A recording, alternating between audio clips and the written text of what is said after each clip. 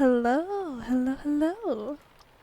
How is everyone doing today? Congrats on first, Chaos. Amazemon, hello, hello. You know who else likes listening to ASMR? Let me guess. My mom. I knew it. I knew it. Congrats on second. Oh, Aaron Yeager is on my head. But hello, hello. How are you doing? We are so close to completing our community challenge right now. Oh my gosh, this is so exciting. Let me guess, you love regular show, huh? I used to. Yeah, I used to watch it a lot. It was so funny.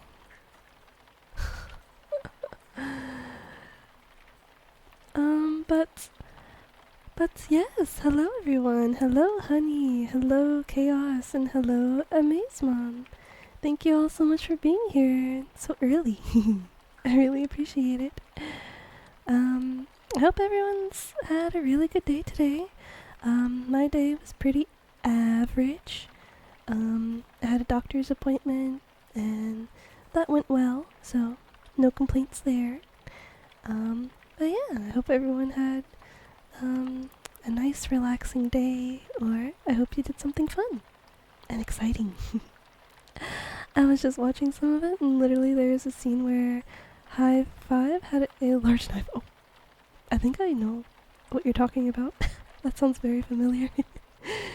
Oh my goodness. But I hope everyone is in a little bit of a spooky mood. We are quickly approaching Halloween, and I feel like I have not done enough yokai readings this month. Oh my god. What am I doing with my life? So I have come to the decision that I want to skip over the magicians because they're a little bit boring. I'd rather read about, the demons, the ghosts, the Oni, which is what we're on now. We're reading about Oni. I guess not this guy specifically. He's what is he? He's a slayer of demons, actually. But he seems pretty cool, so I'll give him a read. Sounds pretty normal. I went to a bonfire as the mascot of the school and got a shout out. Whoa! Awesome! Super duper awesome. A wild jelly scent appears. Oh, good luck, Amazemon. I hope you catch it. What is that emote? It's a dancing mushroom? That's so cute. Okay.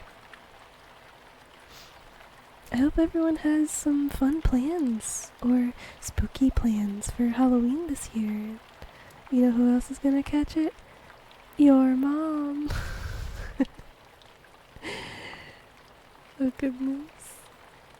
So here we have Shoki. If you say your mom, you're fired. Oh my gosh. That episode where we actually get to see his mom is crazy. Oh no, it escaped. Get out. It was worth it. Oh my goodness. You're making me want to rewatch regular show. How dare you? I don't even know where to watch it. Where is it? Where are you watching it? I don't imagine it'd be on Netflix, right? Maybe.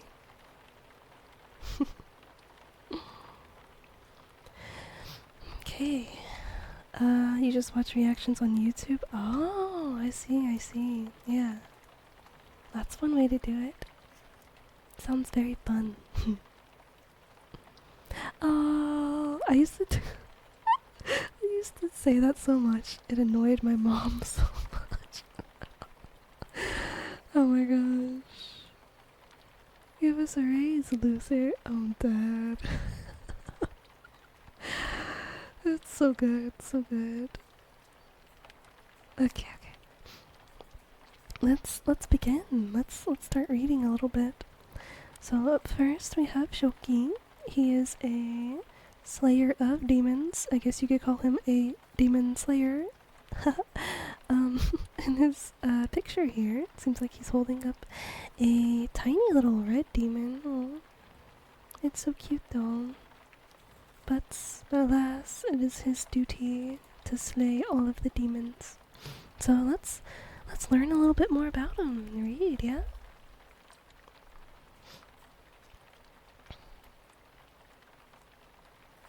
Okay. And excuse me if my model looks angry. My bangs make it hard to pick up my eyebrows. So it just thinks I'm angry all the time. You can't fire us? Oh, can't I? No, you can't. Yeah, I guess you're right. Stop. You're making me want to watch it right now. Okay. Shoki. It doesn't say his name translates to anything. That's fine. It's probably just a name.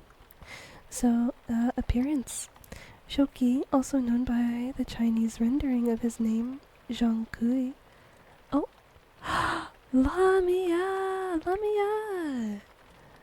Lamia has helped us complete our little community challenge.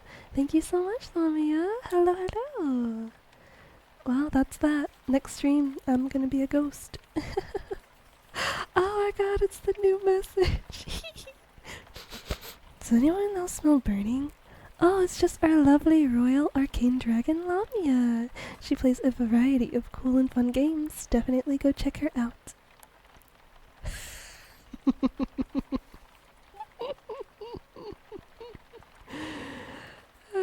Calling you out and everything. How can I not? It's just too good. We love it. But again, thank you, Lamia. Oh, hi, Doorcode. Hello. How are you doing? You know who else wants to burn things? Your mom? Is that all the stream is gonna be, Amaze Mom? Are you just gonna keep... I'm awesome. Yes, you are. Everyone in my chat is super duper awesome. Yo! Congrats on third, Lamia! Congrats! Everyone enjoy the first, second, and third while it lasts, because I think I'm gonna do what my husband did and just make it a daily check-in thing for everyone to grab. You're gonna listen to my mom jokes and you're gonna like it. Oh my god. Hello, Jay. Hello. Hello, how are you doing?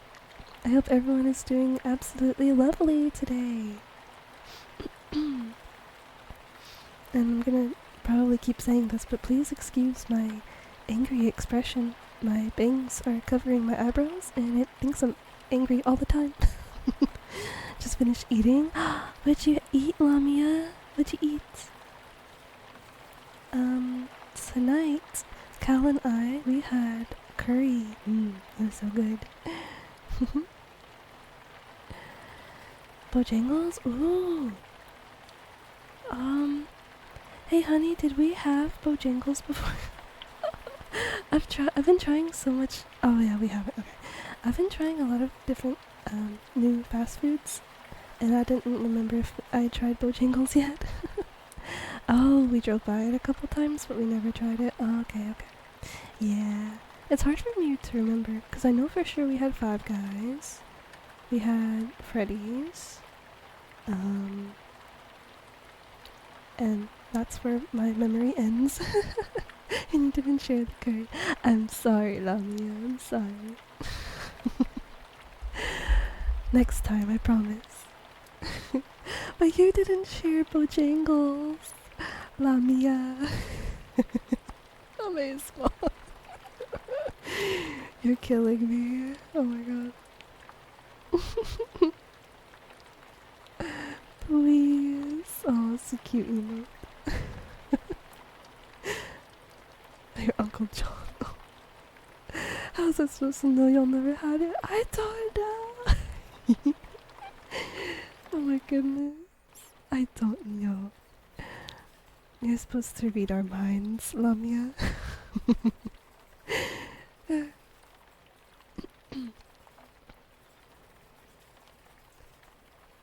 Shh. Hi, Kuro. Hi, Cal.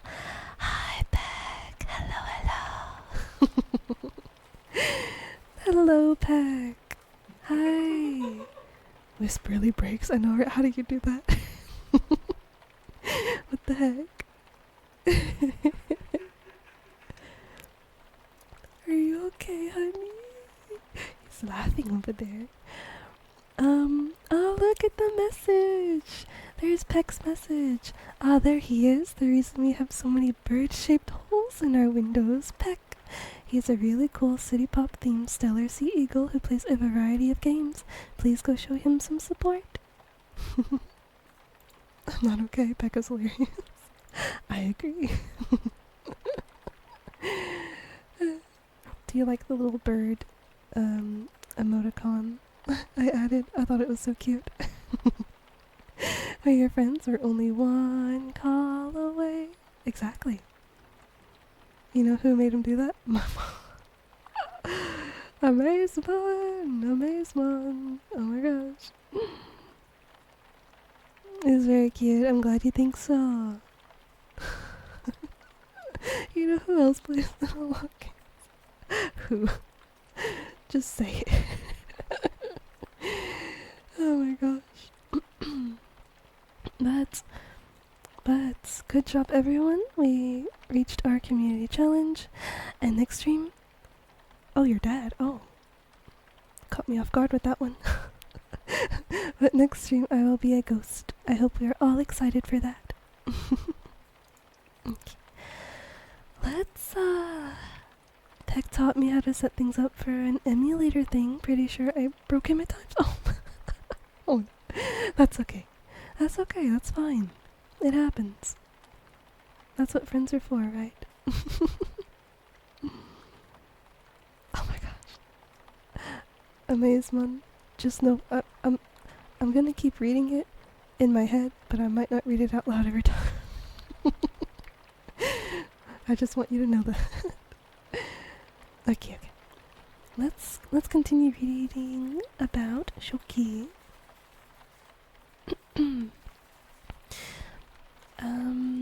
Appearance. Shoki, also known by the Chinese rendering of his name, Zhongkui, is a legendary hero and deity from ancient China. Oh, this next part is kind of crazy. He is ugly, with a large, hulking body, a long flowing beard, and fearsome, piercing eyes. He is usually shown carrying a sword and wearing a court official's cap. Shoki is known as the Demon Queller for his ability to vanquish, exorcise, and even control Oni and other demons. He is so feared by Oni that even his image is said to scare them away. The demons he defeats sometimes become his servants. It is said that he commands 80,000 demons. Dang, he has a whole army. Suffer in the head. Oh my god. Quick, Cal, get the Yokai watch. I must spread my mom disease. Oh my god. Yokai watch. Oh my goodness. Origin. Shoki originated in ancient China during the 700s. His story reached Japan by the late Heian period, and his popularity reached its height during the Edo period. Paintings and statues of him are still used as a good luck charm. His image appears on flags, folding screens, and hanging scrolls. Small statues of him can sometimes be seen on the roofs of older houses in Kyoto as well. Shoki is strongly associated with Boys' Day, which is a holiday in May. He is revered as a god of protection from demons and sickness, particularly smallpox, which was believed to be spread by evil spirits, and also as a god of scholarship. Legends. Shoki lived in Shaanxi province in China during the Tang Dynasty. His life goal was to become a physician in the court of Emperor Xuanzhang? I don't know if I said that right, probably not. Shoki was a smart and diligent student. He trained hard and passed all of the exams to become a physician. He placed first out of all of the applicants and should have easily received the position. However, Shoki was a very ugly man. Dang. When the emperor saw his face, he immediately rejected Shoki's application, even though he was the most qualified for the job. Wow. What the heck? That's so dumb and lame.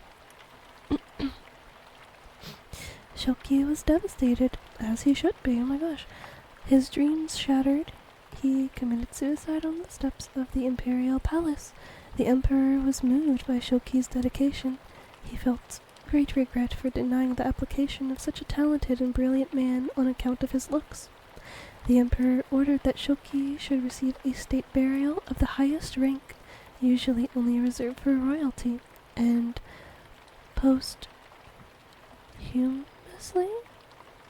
I've never seen that word before. Posthumously? Humorously? I don't know. Awarded him the title Doctor of Jiangnan Shan.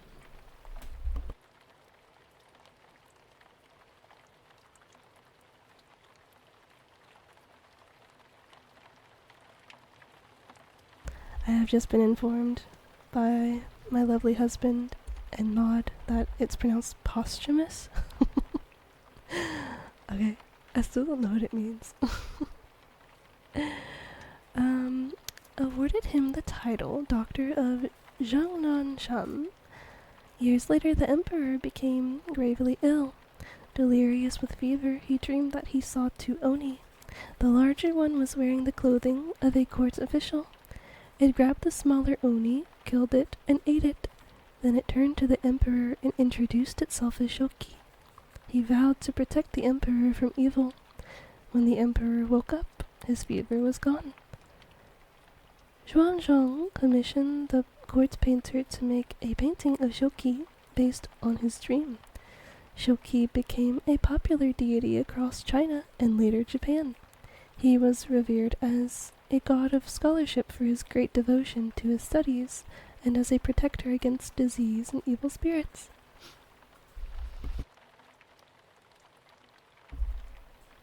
I already forgot how to say it.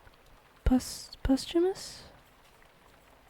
After the death of the originator. Oh, okay. I see. A wild grand bull appears. This one was pretty cool, I think. Shoki. He's not so bad. Wait. Was it Shoki? Yes. Yeah, he didn't deserve that.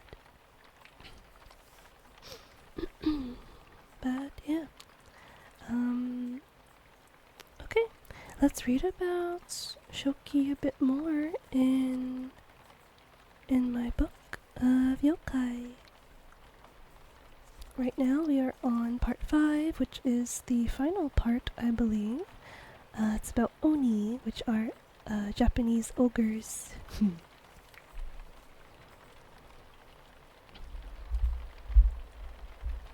Okay. Shoki, the slayer of demons, is a very popular figure in Japanese culture. The belief in Shoki originated in China, where he is called Yokai, and it is possible that this Taoist deity is based on a historic person who lived during the Tang Dynasty. According to sources written during the Song Dynasty, at some point Emperor Xuanzang became seriously ill with a high fever. He dreamt of a small demon who was tormenting him and of a larger demon who captured the smaller one and ate it. Then the large demon introduced himself to the emperor as Zhong Kui, explaining that he had failed the state exams to become a government official during the reign of Emperor Gaozu, and had thus committed suicide. But since Gaozu had honored him with the burial of a court official, he had pledged to protect the empire against malicious demons. Xuanzhang woke up and his fever was gone. He called the painter Wu Daozi to produce a picture of Zhong Kui. according to Zhuangzhang's description, which he intended to share with officials so that others could venerate Zhongkui and find protection from evil. Wu Daoji's painting did not survive, but records exist that pictures of Zhongkui were in fact distributed during Xuanzang's reign in celebration of the Lunar New Year. Amazement. You should change your name to Amaze Mom. I'm kidding. Zhongkui became a popular motif in Chinese paintings in succeeding centuries. It is unclear at which point he entered Japan, but the oldest Japanese artwork that includes an image of shoki dates from the late Heian period. Shoki's popularity grew, and in some regions it became customary to put a roof tile in the form of shoki on a private home to protect it from evil entering. In the 19th century, a custom developed to hang a large flying banner of shoki outside the house or display a shoki doll inside in celebration of Boys' Day on the 5th day of the 5th lunar month. While paintings of shoki were popular with the affluent, others turned to the more affordable woodblock prints of him. These portraits generally depict shoki in traditional Chinese clothing, wearing boots and the typical black headwear of Tang Dynasty officials with a flap on either side. Fittingly, shoki carries a straight Chinese double-edged sword. At some point in time, portraits of shoki no longer showed him as a lone figure, but became more elaborate, capturing him interacting with humanoid oni, or ogres, that enjoyed devouring human flesh. The ogres are typically depicted with one or more horns growing out of their heads. They have disheveled hair, sharp teeth, muscular bodies, and claws, and wear only a loincloth which could be either a tiger or leopard pelt. In most scenes of shoki dealing with ogres, he is portrayed several times larger than they are, and he thus easily subjugates them.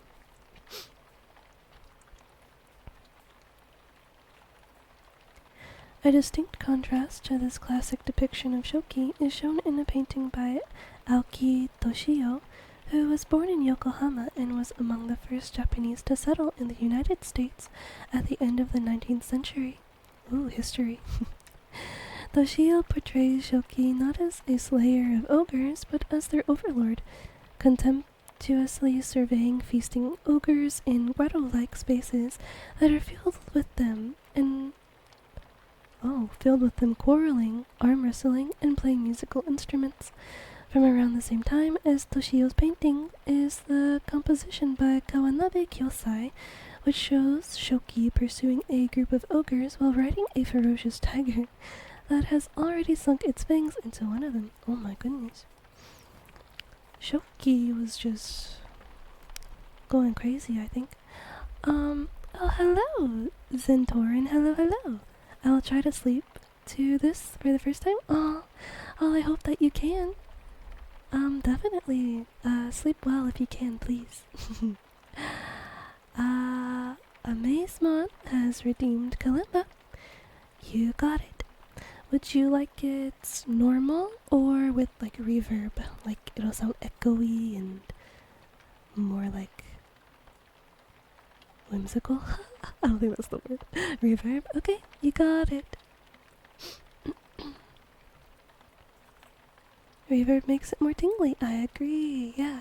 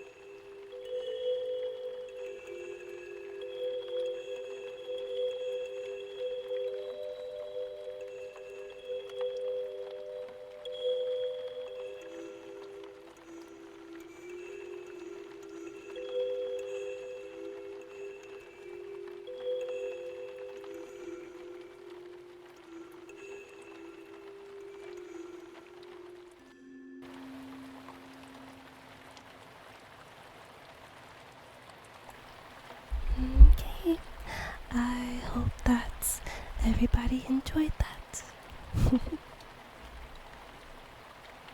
I'm going to drink some water before I continue reading.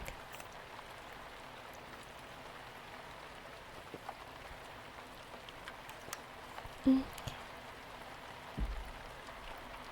Humming? Okay. With or without reverb?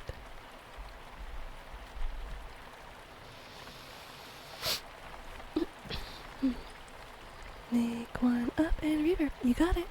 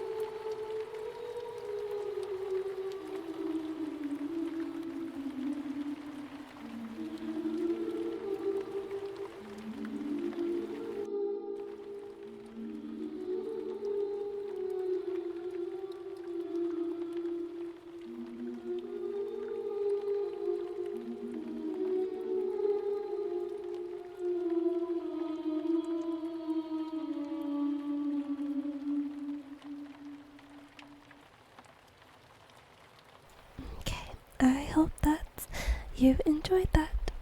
It was very fun. Thought it was ghost noises. Oh,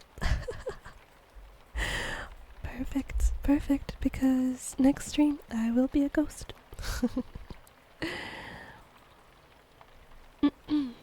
Excuse me.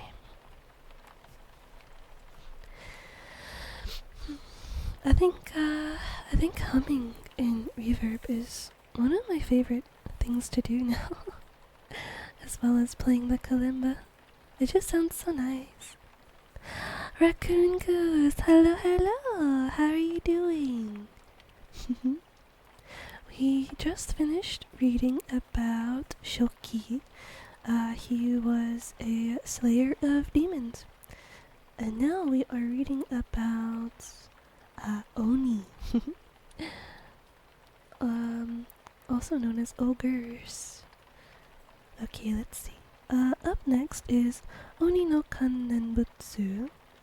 Also, or translated to, ogre reciting Buddhist prayers in midwinter. Oh, that is so specific. Oh my gosh.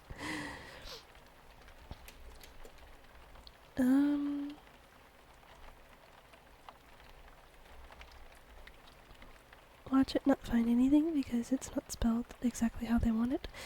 Yeah. How do I just type in Oni? What'll pop up then? Oh my god, it's a cute little crab. Oh, I think this, yep, this is it. This is who we're looking for. Oni no Kanebutsu. Looks a little silly. I like their hair.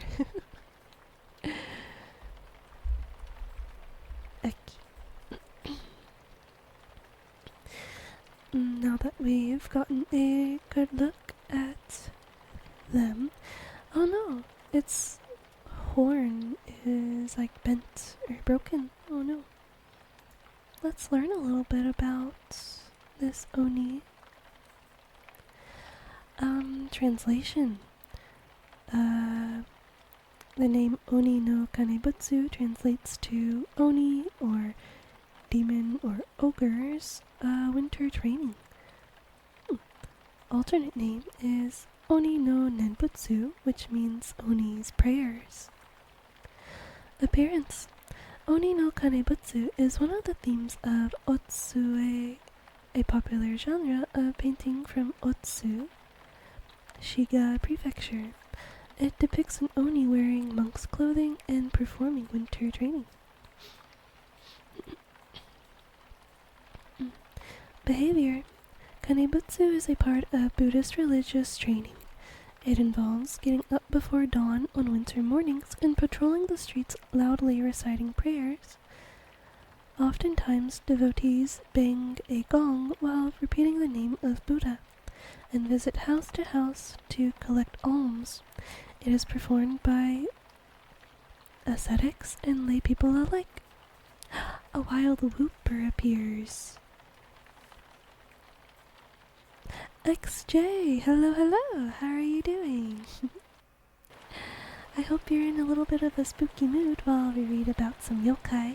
Well, more specifically, we're reading about oni, or ogres.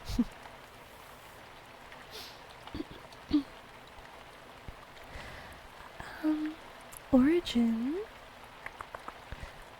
Doing well? That's good to hear.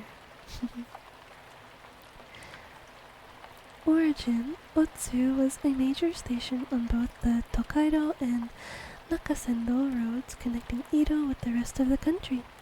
It is also home to a number of important religious sites, including Enryaku-ji, Midera, and Hiyoshi Taisha. A great number of travelers pass through the city, and it was an important destination for religious pilgrims. Otsu-e, which means paintings from Otsu, were produced by Otsu's residents and sold as souvenirs and as protective charms to pilgrims and travelers visiting the city. These paintings became immensely popular during the Edo period. They depicted a number of common themes, usually with a moral or satirical meaning. Oni no Kanebutsu is one of the most well-known and popular Otsue themes. Traditionally, Oni no Kanebutsu pictures were sold as a remedy for colicky children who cry all night long. Aw, Whooper escaped.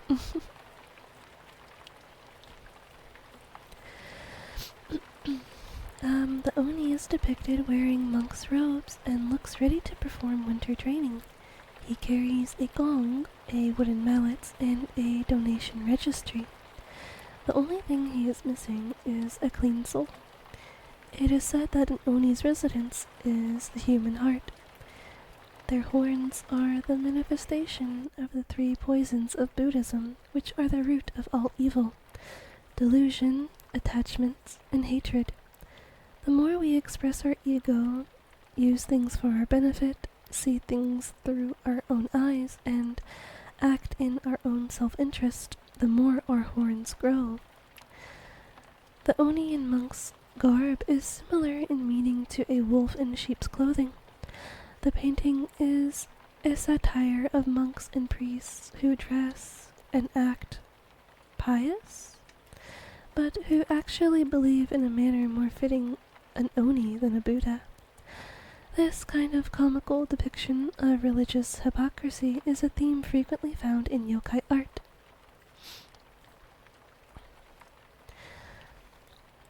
There is a hidden message in Oni no Kanebutsu.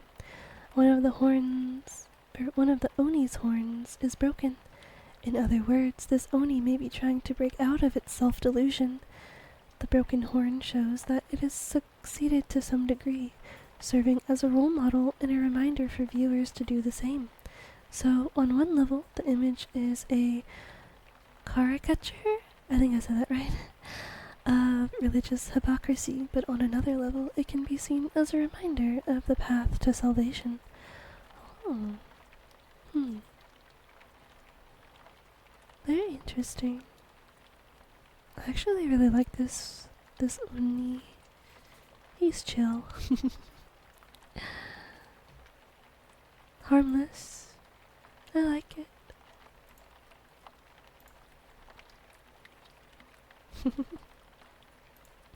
Okay. Let's read about Oni no Kanebutsu in the book that I have.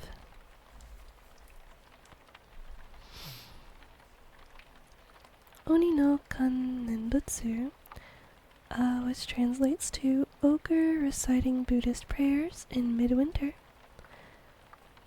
A popular way of depicting oni or ogres in Japan is in the disguise of a Buddhist priest who is chanting to invoke the name of the Buddha, also known as Nenbutsu, in midwinter.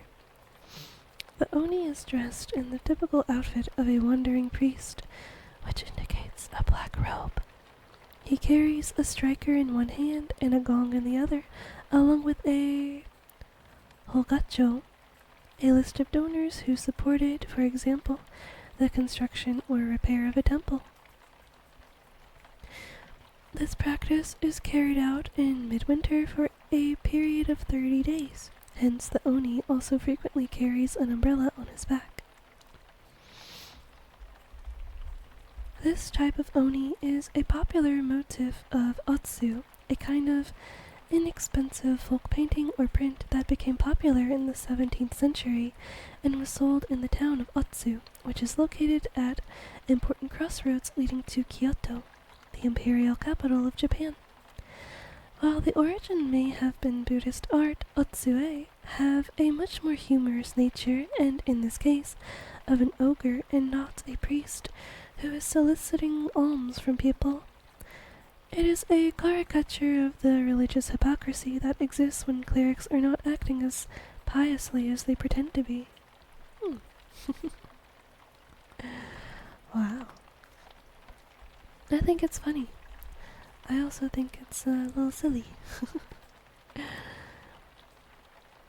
It always interests me the way art is done and used and depicted in, like, history.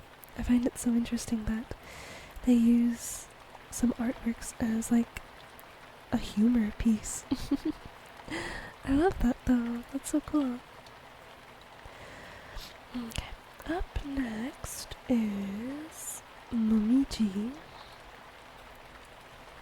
Momiji, let's see if it pops up here. Yay! Hello! Oh. Two very different. Very, very different. Okay.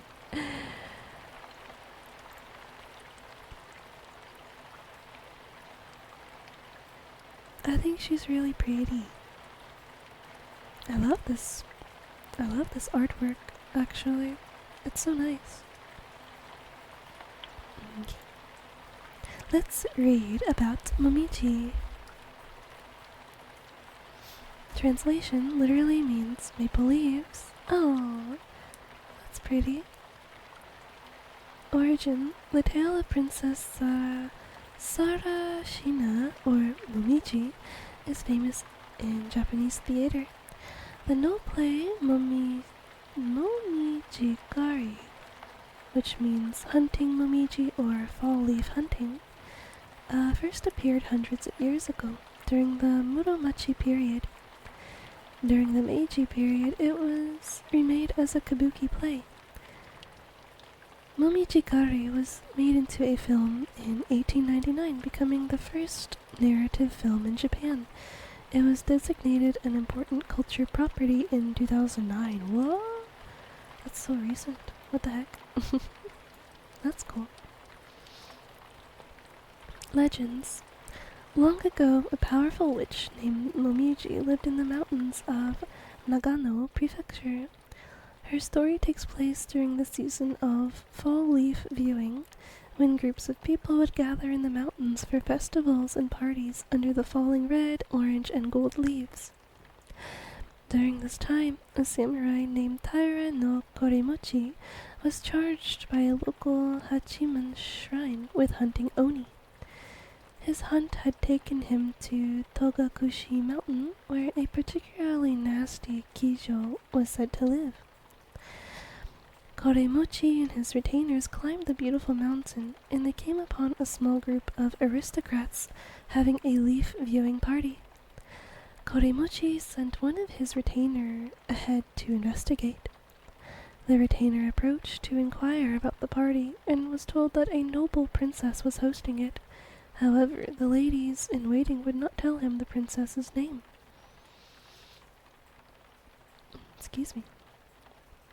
Just as Koremochi and his retainers decided to continue on their mission, one of the ladies in waiting approached and told them that her mistress had heard of Koremochi before, and she wanted to invite them to her party. Despite his mission, Koremochi could not rudely turn down a princess, so he and his companions agreed. Actually getting EP, Curl, very effective reading. Oh my gosh. Thank you. That means a lot to me. Oh my gosh. That makes me so happy. If you want to go sleep, that's absolutely fine.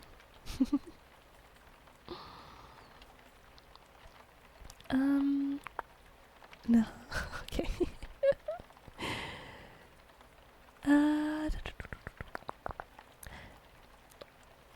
At the party, the warriors were introduced to Princess Sarashina, an extremely beautiful young woman. They all sat and enjoyed watching the leaves, drinking sake, and dancing. Koremochi asked the princess if she would dance for him, and she did. Soon the men became drunk and sleepy and dozed off under the beautiful trees. As he slept, Koremochi dreamed of Hachiman and his mission. The god told him that Princess Sarashina was actually the Kijo Momiji. I almost said Momojo. Mojo Jojo. Momiji in disguise, and that he must kill her with the holy katana, named Kogara Sumaru, which means little crow. Mojo Jojo. Yes. Oh my goodness. When Koremochi woke up, the sword he dreamed of was in his hand, a gift from Hachiman, and he knew that what he dreamed had been real. He chased after the women, and all of a sudden a huge firestorm broke out. Flame and wind lit up the mountain. Suddenly, a 10-foot-tall Kijo with horns made of burning trees appeared, and an intense battle between the samurai and the demoness took place. In the end, thanks to his magical sword, Koremochi was successful and slew the witch of Togakushi Mountain. Wow. Wow, wow, wow.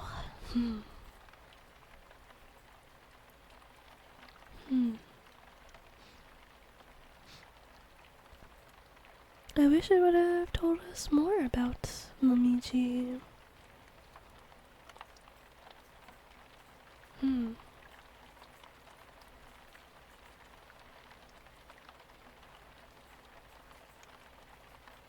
It's like, it's saying Momiji is a Kijo, but I mean, I'm assuming that just means she's evil, but I wish they would, like, explain how is she evil, you know? But let's read in the book and see if it goes into further detail, because that would be nice. Okay. Momiji, and it goes as follows. Taira Koremochi was a military commander who is believed to have lived in the middle of the Heian period, although he is known only through legends. According to the most famous legend, he is sent by the emperor in Kyoto to kill Momiji, an ogre-ess, also known as Kijo, who is said to live on Mount Togakushi, a rocky mountain 6,250 feet high northwest of Nagano in the middle of the Japanese Alps. Ah, Jay. What are you screaming about? Hello, Knightley. Hello, hello. How are you doing? I hope that you are in a spooky mood because we are reading about yokai, but right now we are on part 5 of this book, so we're reading about Oni. And right now we're on Momiji.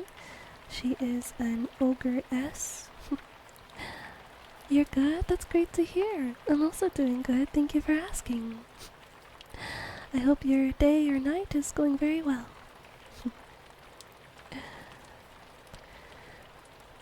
uh, Adaptations for theater embellish this story and allowed Koremochi to travel in autumn when the fall colors are at their best in the mountains.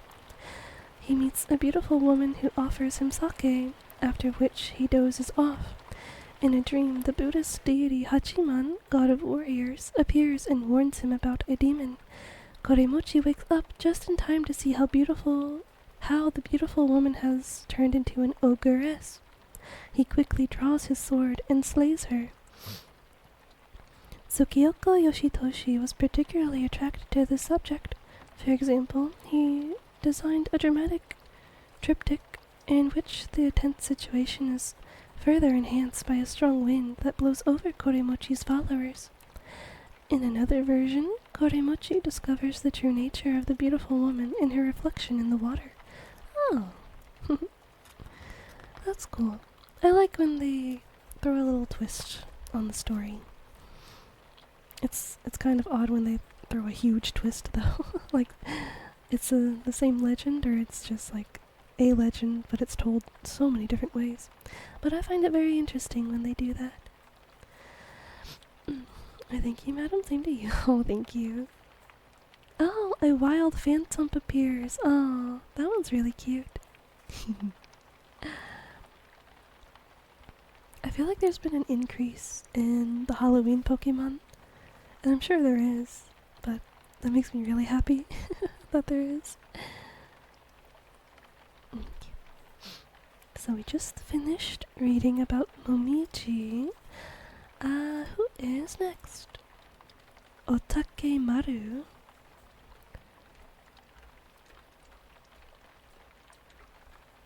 Otake Maru. Oh my god. Hey Lamia. Hey Lamia, are you here? I think you would like this one. Oh my gosh. Oh my lord. I know, right? What the heck? Lamia, where are you?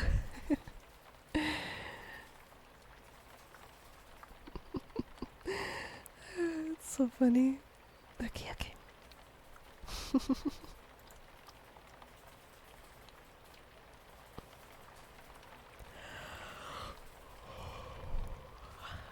Excuse me. Hide your Onis, hide your Venoms, and hide your Silences, because she's better get everybody out here. Oh my god. Oh my goodness. Goodness. Okay. Otake Maru, translation means Greek mountain peak. Okay. Appearance. Otake Maru is a Kijin, an Oni so powerful and so violent that he is considered both demon, which translates to ki, and god, which translates to jin. He lived in the Suzuka Mountains on the border of Issei and Omi provinces during the reign of Emperor Kanmu, the year 781 to 806. Although his ads are starting in about 30 seconds, so if you are not subscribed, you may want to lower your volume.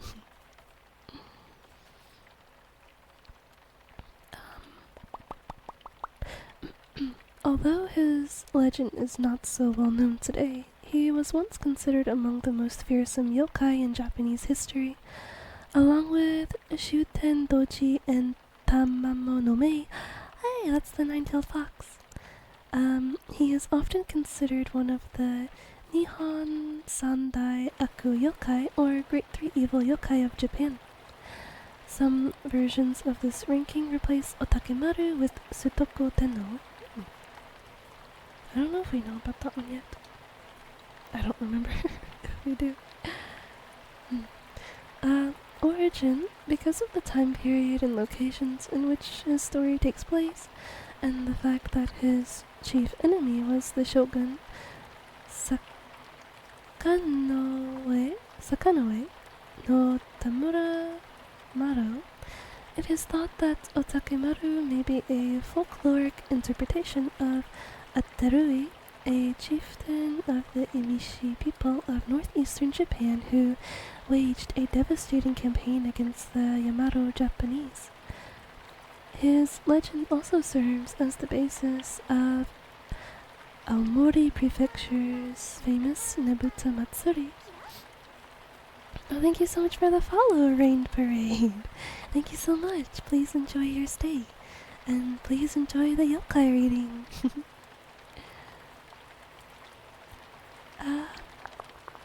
In which large floats depicting warriors defeating Oni are parading through the streets. Legends.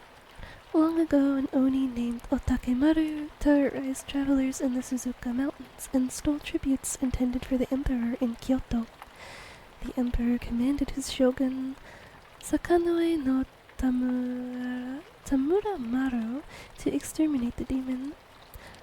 Tamura Maro raised an army of 30,000 horsemen and entered the Suzuka Mountains. However, Otakemaru was powerful, and using his black magic he summoned a great storm. He covered the mountains in black clouds, making it impossible to see. Rains and winds battered the army. Lightning crashed, and fire rained down from the sky onto the army. For 7 long years, Tamura Maru and his men roamed the mountains in search of Otakemaru, but could not catch him.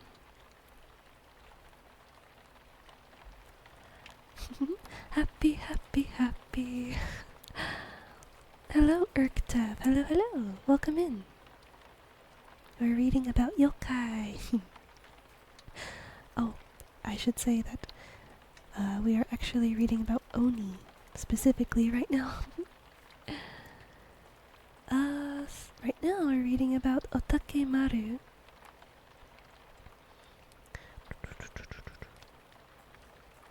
The Suzuka Mountains were home to a Tenyo, a beautiful goddess named Suzuka Gozen. When Otakemaru saw her, he was enchanted by her beauty and became determined to spend a night in her company. He transformed himself into a beautiful young man, a noble of the court, and other disguises, and night after night traveled to Suzuka Gozen's place. But every time, his solicitations were denied by the goddess. Frustrated by his inability to find the Otakemaru's whereabouts, Tamura Maro prayed to the gods and the Buddhas to help him. That night, as he dozed off, he had a vision of an old man. To defeat Otakemaru, you must gain the help of Suzuka Gozen, the old man told him. Tamura Maru sent his army of 30,000 horsemen back to Kyoto and climbed the Suzuka Mountains by himself. Deep in the mountains he came upon a palace in which lived a beautiful woman. She invited him inside and he spent the night with her. The woman told Tamura Maro, "I came down from heaven to help you defeat the demon who haunts these mountains. I will capture him for you." Tamura Maro realized that this beautiful woman must be Suzuka Gozen. Your witch roleplay just showed up in my recommended and I was liking it, and it's nice to see you are alive. Oh, thank you. I'm so happy that you liked it. I hope to do more roleplays this month. And not just this month. This month specifically, more like spooky Halloweenish roleplays, like tomorrow or... Okay, it's not confirmed tomorrow, but my next stream I will be doing a ghost roleplay because just today actually we reached the community goal for the ghost roleplay. I'm so excited for it. But I'm so happy that you enjoyed it, and I am also so happy that you are here. Oh my gosh, hi Nicodemus. Hello, hello. How are you doing? Oh, that is so cute. Everyone has such cute cat emotes. I love it.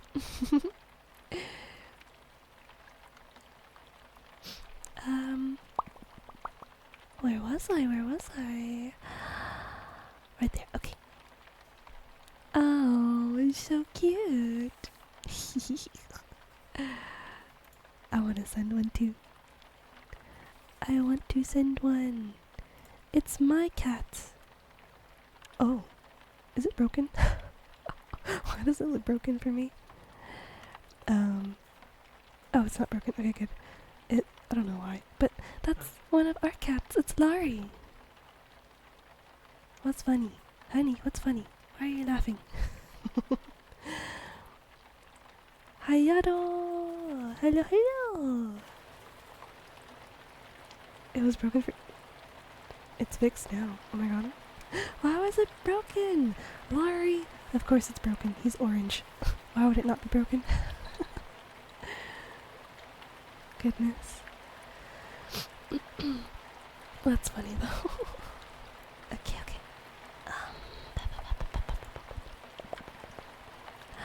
Okay, here we are. Excuse me. Okay. Suzuka Gozen led Tamura Maru. I'm not gonna get this name right ever. It feels like a tongue twister to me. Tamura Maru. Okay, I got it. Suzuka Gozen led Tamura Maru through the mountains to show him the Otake Maru's demon's castle. She instructed him that Otake Maru could be defeated while he possesses the Sanmyo no Ken. Kenyoren, Daitoren, and Shotoren, the 3 holy swords of great power. Then they traveled back to her palace, where she laid her trap for the Oni. The night, Otakemaru came to her again, disguised as usual as a handsome young man to ask for her love. Suzuka Gozen invited him inside and said to him, "A warrior named Tamura Maru is coming here to kill me. Please, lend me the Sanmyo no Ken so that I may defend myself." The Oni gave her Daitoren and Shotoren to defend herself with, but kept Kenyoren for himself.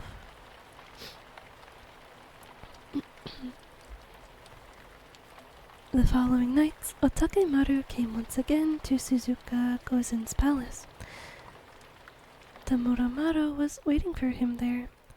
Otakemaru revealed his true form to the shogun, transforming into a massive demon who stood over 10 meters tall, with eyes that shined like the sun and the moon.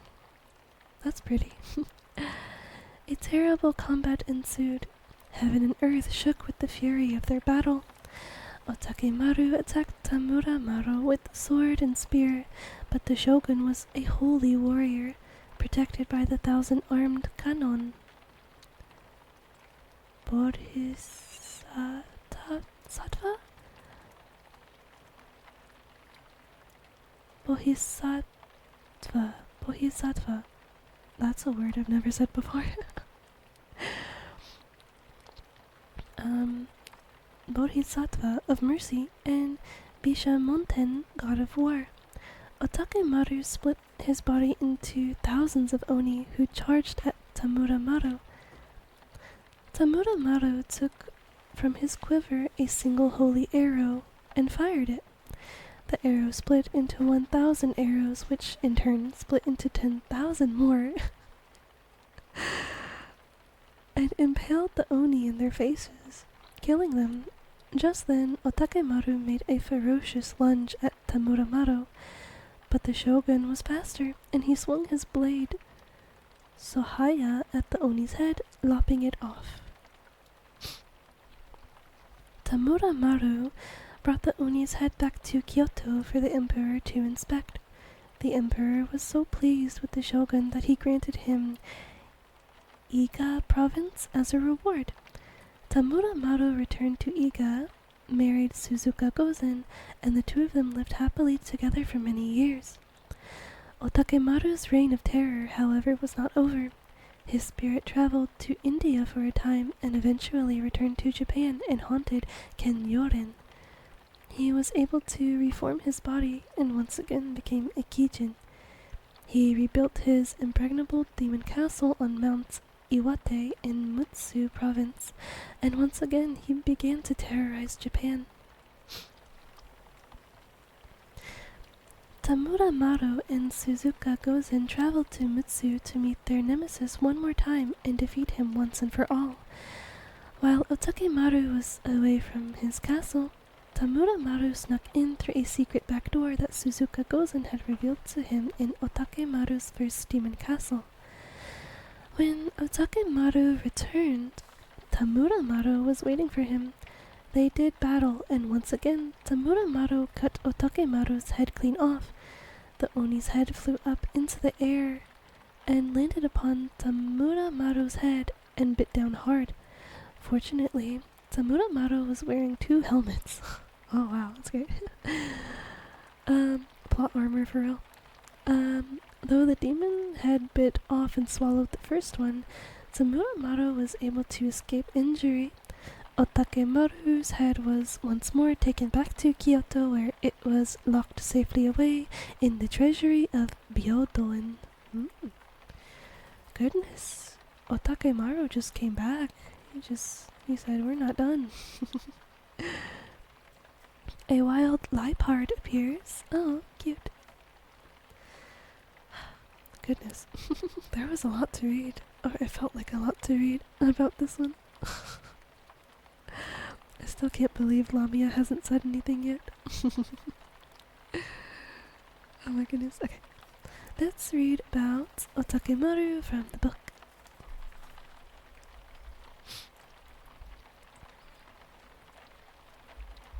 Otakemaru was a powerful legendary ogre lord who is said to have lived in the Suzuka mountain range in central Japan in the late 8th century.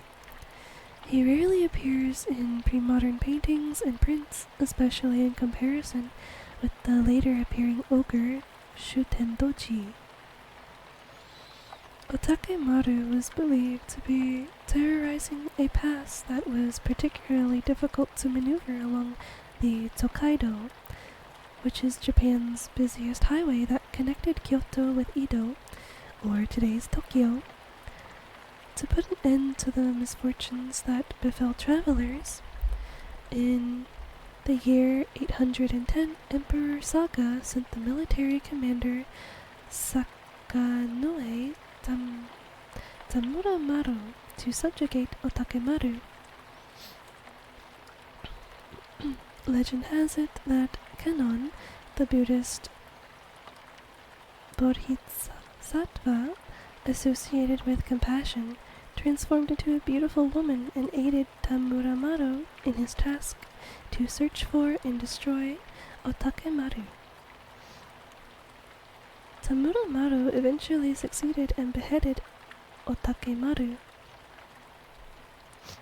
The Hand Scroll, a collection of monsters in the archives of the Minneapolis Institute of Art, includes an ogre named Yama no Mushi, literally meaning mountain lord, which could refer to Otakemaru. The story about him is retold in Uragawa Kuniyoshi's design of the station Tsuchiyama for the series 53 Pairs of the Tokaido, in which Kuniyoshi captures all 3 protagonists. Wow. Yeah, so sometimes the website that I'm using, which is yokai.com, it has a lot more to say than the book does, and that's fine, but that is why I like using both sources, because sometimes one just has a lot more to say than the other. Okay, up next is Shutendoji.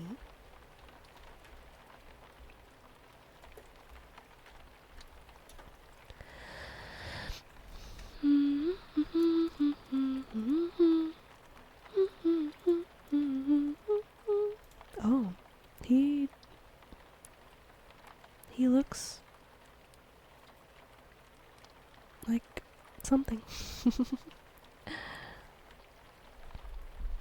He has an appearance, I will say that.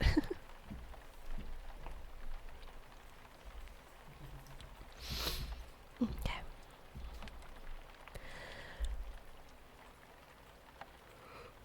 Excuse me.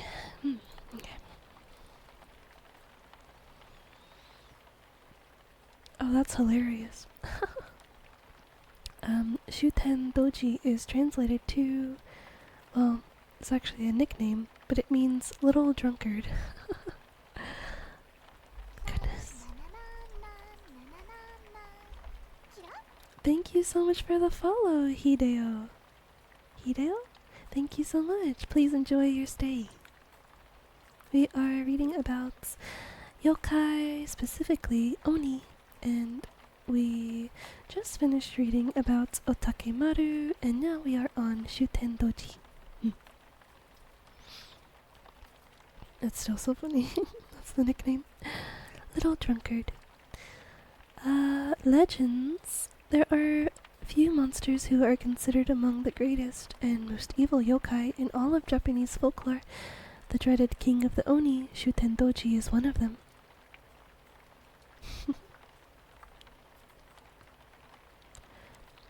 Shuten Doji was not born an Oni.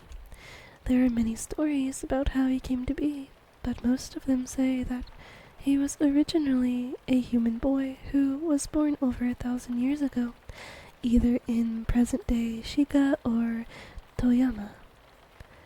His mother was a human woman and his father was the great dragon Yamata no Orochi.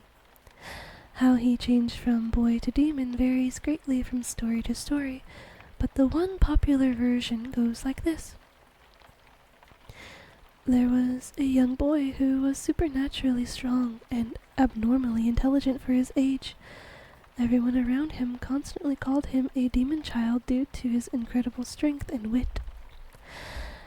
And he gradually became terribly antisocial and resentful of others. At age 6, even his own mother abandoned him. Orphaned, he became an apprentice priest at Mount Hiei in Kyoto. Naturally, he was the strongest and smartest of the young acolytes, and he grew resentful of them as well. He slacked off on his studies as a result and got into fights. He also fell into drinking, which was forbidden to monks. However, he could outdrink anyone and everyone who was willing to sit down and drink against him. Because of his fondness for alcohol, he became known as Shuten Doji, the little drunkard.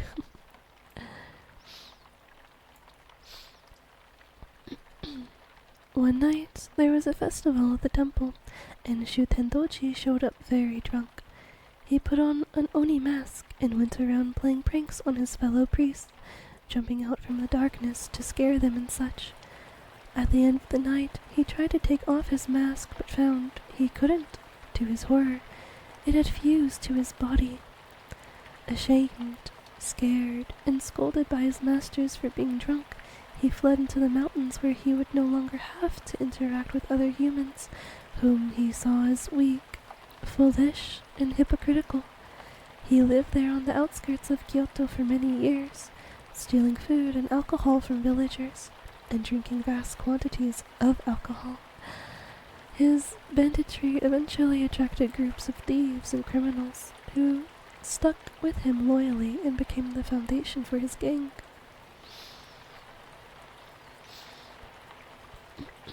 Living in exile, Shuten Doji grew in power and knowledge. He mastered strange, dark magic and taught it to his thugs. He met another demon child like him named Ibaraki Doji, who became his chief servant. Over time, the young man and his gang gradually transformed into Oni, and eventually he had a whole clan of Oni and yokai thugs who prowled the highways, terrorizing the people of Kyoto in a drunken rage. He and his gang eventually settled on Mount Oe,